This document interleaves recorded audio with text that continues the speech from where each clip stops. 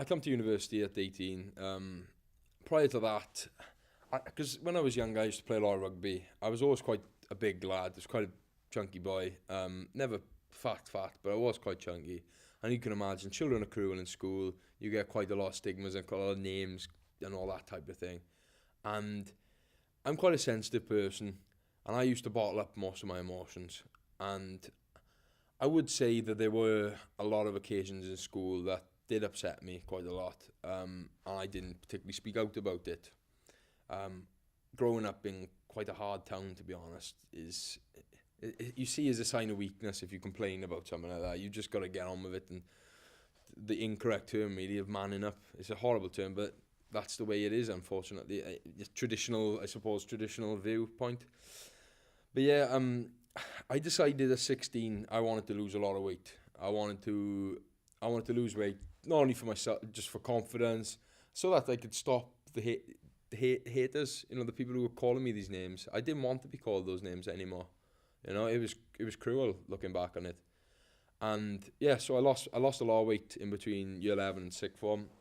Went to sixth form, a lot healthier. Looking back on it now, I wish I'd stayed at that stage. But then my eating went out the hand. That's all I could think of. My life was about doing well at school, academically, um, and controlling what I was eating and making sure that I wasn't putting on weight. Now, that escalated. My parents were worried about it. I couldn't see that at that point. I thought that them telling me to eat more I thought it was them trying to fatten me up, and I took that as it's not as an attack, but that's the way I felt. And I suppose I had changed. My parents could see it. I couldn't particularly see it at that point, but I had changed a lot, personality-wise. I've also been a very happy person, and I wasn't happy at that stage in my life. I can remember we went on holidays to California, which is a beautiful place to go. Lovely holiday with the family, and I couldn't enjoy it because I was thinking about my food. It's terrible, isn't it? But that's just what was going through my mind at that stage. I was very successful then in my A levels. Couldn't really take pride in my achievements, even though I should have. I just couldn't take pride in them. Got into university, came to university not knowing anyone. Loved the first couple of weeks, getting to know new people, sort of having a fresh start, should we say. But then, as I said, my food became a problem again because I wasn't eating properly. I'd moved away from home. I didn't know how to cook properly, so that wasn't a big thing. I was drinking a lot, as most students do, but I was drinking quite a lot, and I was using it as a solution to sort of bottling up my emotions. And there was one breaking point. I'd got upset in the past once or twice, but I never thought anything of it. And then there was one night that I can't really remember much of it, unfortunately. I drank quite a considerable lot, and my friends, my previous friends, really, they thought that I was going to do something bad. So they kept me in the kitchen because they were really scared. You know, they rung my brother, who I'm very close with. My brother, my brother was contacted, and I didn't know this at this point, but he's saying I'm going to drive up all the way from Cardiff, so it shows the love of a brother. And he drove all the way up from Cardiff, and I was there on the laptop. That's all I was concentrating on, was him, my brother, coming up. So he came up, he stayed the night, and I woke up in the morning and he told me that my parents were up as well. So he'd rung my parents because he panicked. You know, he was 22 at that point, still an adult but still young and scared that his younger brother was ill. So he rung my parents, and they came up in the car, and it was lovely to see him. But it was for the wrong reasons. But it was lovely to see him because I didn't get to see him often. And yeah, we've had various meetings in terms of just what I was going to do, because there was obviously a problem. I couldn't see it at that point, but from that experience, I knew that I had to do something. My mum arranged a doctor's appointment, so I went to see my GP, and I spoke to him about my experiences with my brother. And first of all, he wanted to find out about my physical health, to sort of to show that there was nothing wrong with me physically, because it was difficult. What was going on in my mind? I thought I was physically unwell because of I suppose eating didn't help. And then yeah, so they came back positive. I was fine. And then he knew that there was something going on, something a bit deeper. So I ended up being put on antidepressants. Now that was I can remember that first day when I was giving them tablets, and it was horrible. I can remember wanting to go to the pharmacy. I got my tablets, took the first two tablets, and I can remember lying on my bed. I thought, you know what is there's something seriously wrong with me. Why should I be? I can't believe I'm on something like this at my age. I thought there was something wrong with me, seriously, and I can remember I don't like I can remember I used to cry all the way up to like 16, and then all of a sudden it just stopped, and I always used to keep my emotions to myself. But my dad, I was sitting in the living room, and this was during revision season now, because I had to obviously sit first year exams, and that was another strain on my mind. And then my dad, he said, "Curious, because I can remember just being in this position where I just used to shut off, and I couldn't get out of it. I couldn't interact with anyone else in the room. I was in my own zone. It was almost as if I wanted to speak, but I couldn't." And then I can remember him saying to me, "Chris, you need to speak to me, and you need to tell us, because otherwise you're going to be locked up. You know, you're gonna have to be taken away, and they're gonna have to speak to you." Now this thought, when he said that stuck in my mind, and really it terrified me when I heard that. And I can remember crying really deep. I was crying quite a lot. I can remember crying to my father, and that's the first time I've ever properly cried since I was a child. And well, to be honest, it was good. I think it was healthy to cry. It was very healthy, and it allowed me to vent so much emotion with that, and it allowed me to speak to my father. I continued on medication for God, how long was I on medication for? A good 8 months, I would say. A good 8 months, probably from April of 1 year to the following April. Yeah, so maybe close to 12 months, to be honest, up to a year. When I came back up to university for second year, I started having CBT sessions. Is correct, I hope so. But yeah, cognitive behaviour therapy. So I started having that. That was the most bizarre. That was such a bizarre experience. I can remember my doctor was fantastic. She was a lovely lady, and she did help me. It was just nice to have someone I could just speak to about anything, because I'm very close to my parents and my brother, but I found it hard to speak about everything. Now I can, but I couldn't then. So it was very beneficial for me, and I had quite a few sessions with her, and she sort of taught me that when I was going into my own sort of zone, and just it was really bizarre to explain the situation I was in what was going on in my mind. I would just go somewhere else. I was distant. I was always distant.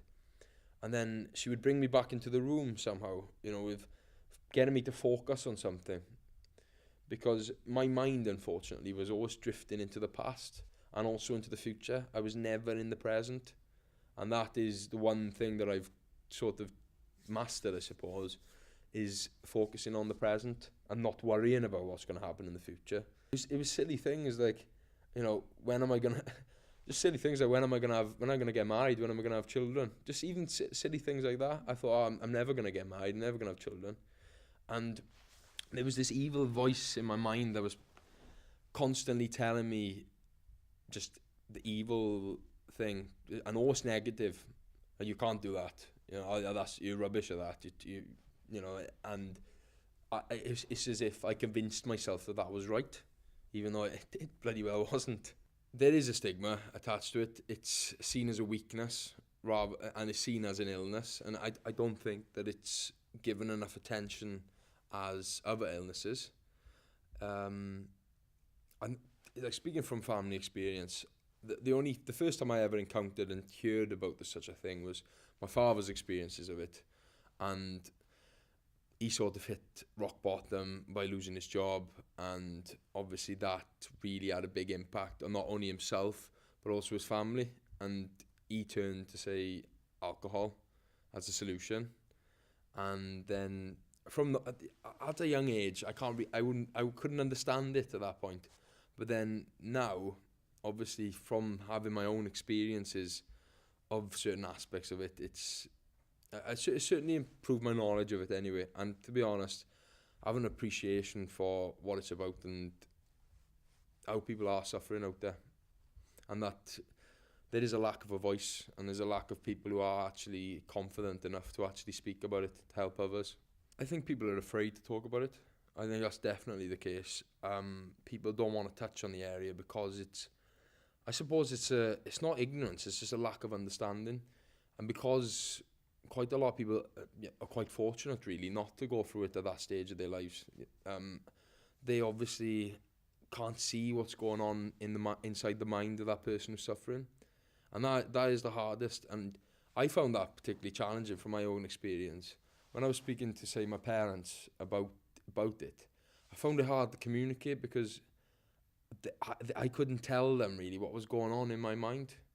And thankfully, I had professional help that allowed me to explore what actually was the underlying problem that had perhaps triggered off the negative thoughts and the really evil thoughts, which are obviously it's just evil. It's just the worst thing that you can I wouldn't wish it on anyone. It was an awful period of my life, but I do think that it's made me a stronger person. I had that, finished my CBT sessions, I came off my medication, which was a fantastic achievement for me, and then I've just been onwards and upwards from then.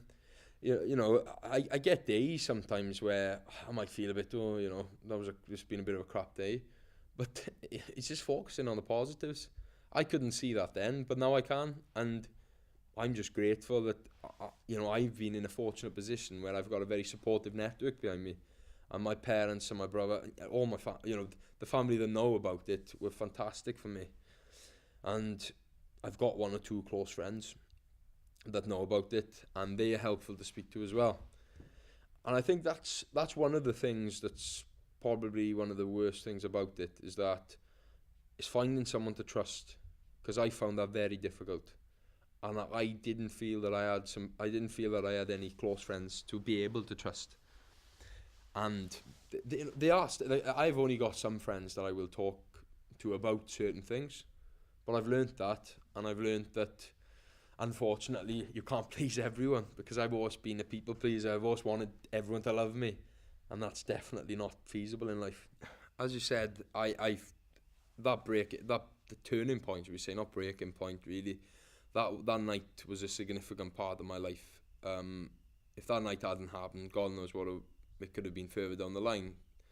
And as I said, I had those people that I could speak to, my family and friends. And then I knew, I perhaps couldn't see it at that point, but looking back on it now, I had people to speak to, and it is essential to speak to people. I know people find it hard. I found it very difficult, but you've got to, because once people have a little bit of an understanding, you'll be able to communicate what's going on, and you would be able to seek the appropriate help then to just get on with your life, because life is far too short. And at this stage of my life, at 21, I shouldn't be in and out of the hospital and in and out the doctors speaking to people. I should be enjoying my life and preparing for the next stage of my life. And yeah, I know it's really difficult, but you need to just speak to someone, find someone you can trust, and just speak to them. The world is very lonely, and it's lonely if you make it lonely. So like I put myself in a position where I felt lonely. I kept myself to myself, and I couldn't see it tomorrow. I couldn't see that there was positive light, and that there was light at the end of the tunnel, sort of thing. My message is to speak to someone. I know it's so difficult, and it's really frustrating that you sort of can't speak to someone. It's finding that strength, just that little ounce of strength to be able to speak to that one person, because then you're on the road to recovery. Find trust in humanity.